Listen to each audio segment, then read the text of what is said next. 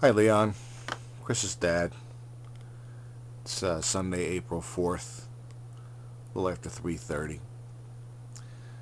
Just sharing some observations and a follow-up to some recent happenings with between you and Chris. There's an old expression that says, "A friend in need is a friend indeed," and obviously that means that if a person needs something, then usually they'll be your friend. And I know there's a proverb in there that says something comparable. I don't have the Bible open right now. I'll have to find it sometime. But I'd like to go ahead and say what the truth is. And that is, a friend indeed is a friend indeed. Um, we're told in the Bible not to love in word or in tongue, but to love in deed and in truth. I believe that's in the first epistle of John. One of the epistles of John. I want to say it's First John. So we're not to love in word or in tongue, but we're to love in deed and in truth. Of course, the love of which I'm speaking of is agape love, which is the highest standard of love. I'm not talking about lower standards of love, or even what's known as phileo love, friendship love. Although friendship love would be enough at this point. I've got to tell you that Chris has experienced in his short life many disappointments and betrayals on the part of those who he used to think were his friends. And we've been trying to teach him all along that a friend indeed is a friend indeed. I'm not going to go over boring or dry descriptions. I can give you definitions out of the dictionary, give you definitions out of the Bible. Let me tell you what we're trying to teach Chris and what we've been trying to teach Chris about friendship over the years.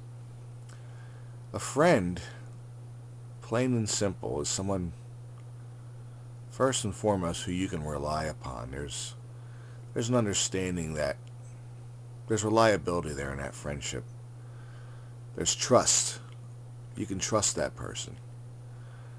Trust that person more than you would trust anybody else. Hopefully. My best friend happens to be my wife, Sheila, who you've met, over the internet, over the webcam. A friendship must have trust. Without that trust, there is really no friendship.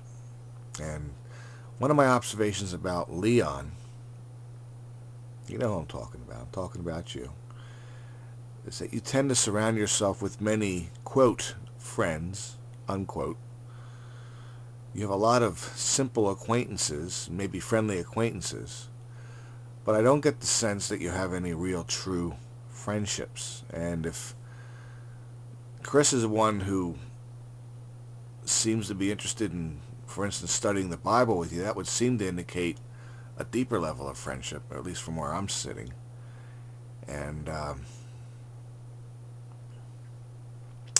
I just don't see you as the type of guy that likes to foster deep, meaningful friendships at this point.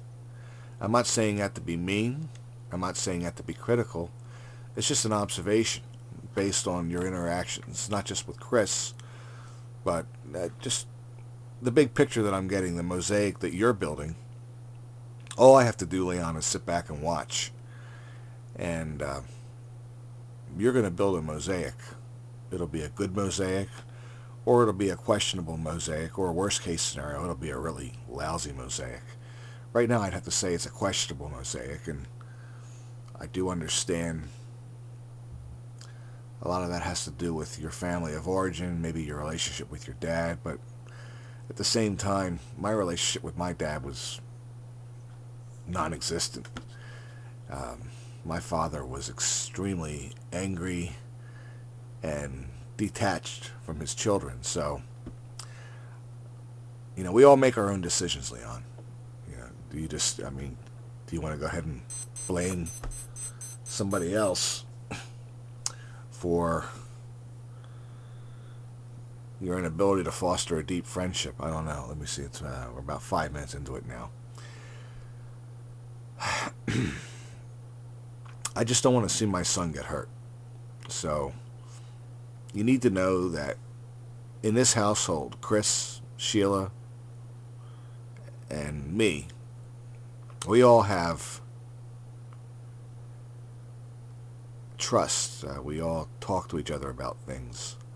Good things, not so good things, things that are bothering us. And Chris will open up and discuss things that are bothering him if we ask him to.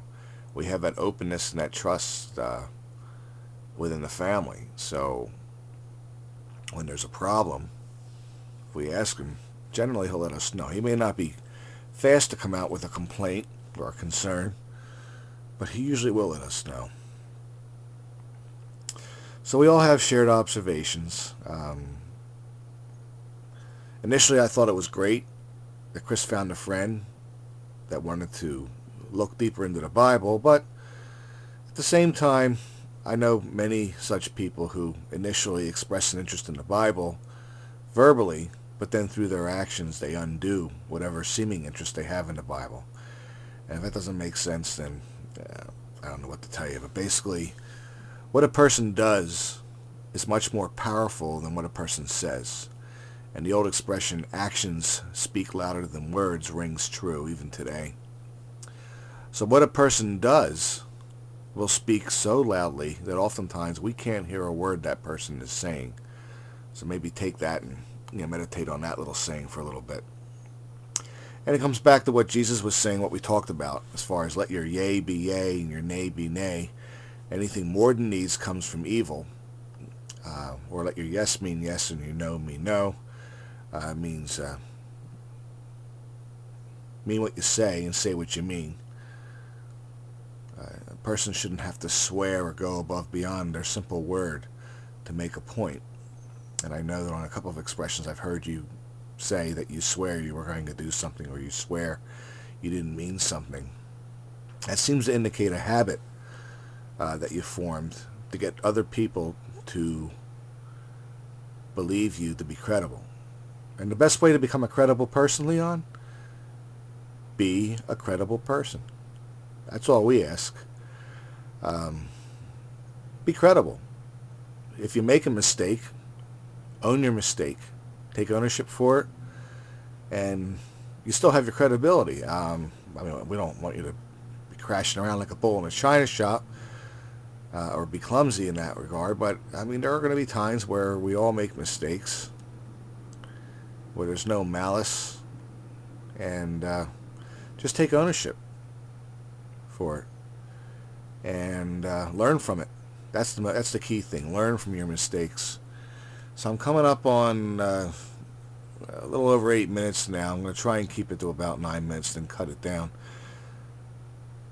Yeah, I hope we can keep the dialogue going between us, but you need to know that I do require accountability of not only of myself, but of my wife, my son, and all those who interact with this family. So if that's you, you're more than welcome to continue the conversation and continue the friendship. Hopefully we can all grow and learn together. If for some reason, though, that's not you, take everything that we've talked about and please take it into consideration. I'm going to cut it off here in a few minutes or in a few seconds. But there's something for you to think about. It's just me, just speaking from the heart. And I hope you'll think it over. And we'll talk to you soon, hopefully. Have a great day.